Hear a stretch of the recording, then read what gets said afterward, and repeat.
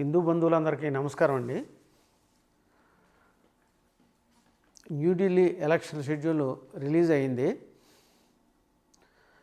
గత 2 నెలలుగా భారతీయ జనతా పార్టీ కానీ ఆమ్ ఆద్మీ పార్టీ కానీ సర్వశక్తులు ఒడ్డుతో ఇంటింటికి ప్రచారం చేస్తూ ఏదో విధంగా క్యాపిటల్ న్యూఢిల్లీలో పాగా వేయాలని ప్రయత్నాలు అయితే ప్రారంభించారు. ఆమ్ ఆద్మీ పార్టీకి అయితే ఇది లైఫ్ అండ్ డెత్.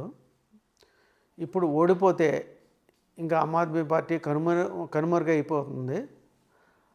అంతేకాక మిగతా జీవితం కూడా జైల్లో గడపాల్సి వస్తుంది.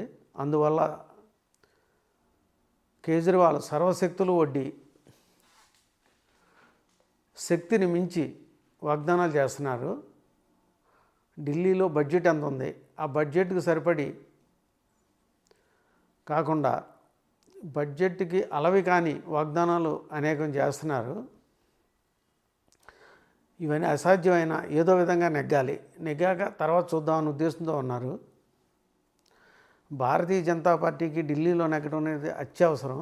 ఎందుకంటే దేశాన్ని నుంచి పరిపాలించి ఒక్క ఢిల్లీలో ఓడిపోవడం అనేది చాలా విచిత్రమైన విషయం. కాబట్టి బీజేపీకి ఇది సదవకాశం, ఎట్టి పరిస్థితిలోని నెగ్గాలి. హర్యానా, మహారాష్ట్రలో చేసిన ప్రయత్నమే ఇక్కడ కూడా చేసి నెగ్గుతారని మనం అందరూ ఆశిస్తున్నాము. ఆర్ఎస్ఎస్ కూడా ఇంటింటికి తిరుగుతూ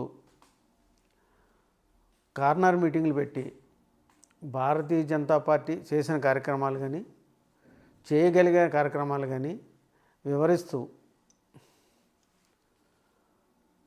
తన కార్యక్రమాలు చేస్తున్నారు. నా ఉద్దేశంలో అయితే ఈసారి భారతీయ జనతా పార్టీ తప్పనిసరిగా ప్రభుత్వాన్ని ఏర్పాటు చేస్తుందని అనుకుంటున్నాను. స్మృతి ఇరానీ గారు కానీ సుష్మా స్వరాజ్ గారి డాటర్ కానీ గత 2 నెలలుగా వాళ్ళు కొన్ని జిల్లాలను కేటాయించుకుని ప్రచారం చేస్తున్నారు. ఓవైపు నుంచి ఆర్ఎస్ఎస్ కూడా ప్రచారం మొదలుపెట్టింది. గత 2 నెలలుగా ఆ ప్రయత్నం అయితే చేస్తున్నారు. తప్పనిసరిగా భారతీయ జనతా పార్టీ ప్రభుత్వాన్ని ఏర్పాటు చేస్తుందని మనం అనుకుంటున్నాం. ఆమ్ ఆద్మీ పార్టీ మేనిఫెస్టోలో చాలా ఇంపార్టెంట్ విషయం ఏంటంటే ఆడవాళ్ళకి 2100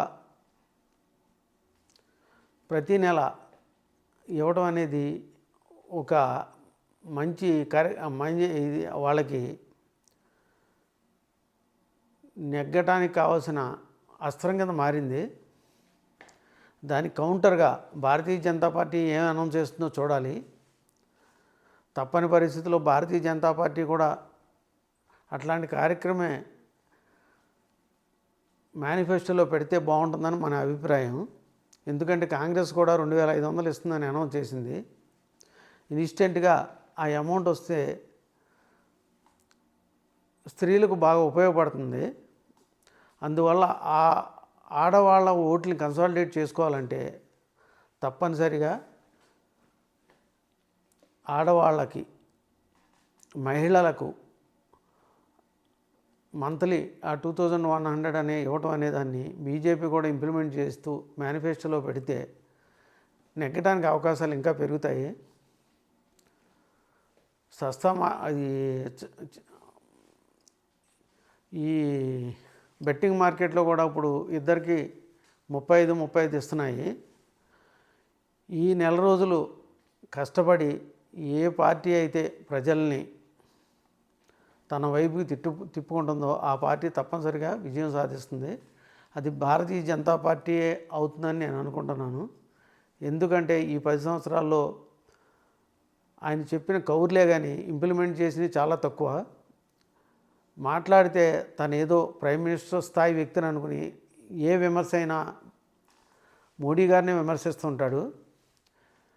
విపరీతమైన అహంకారి అతను. ఈసారి ఢిల్లీలో ఓడిపోయి భారతీయ జనతా పార్టీ ప్రభుత్వాన్ని ఏర్పాటు చేస్తే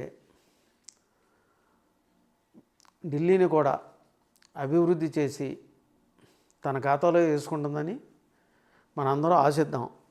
నమస్తే. జై హింద్, జై భారత్.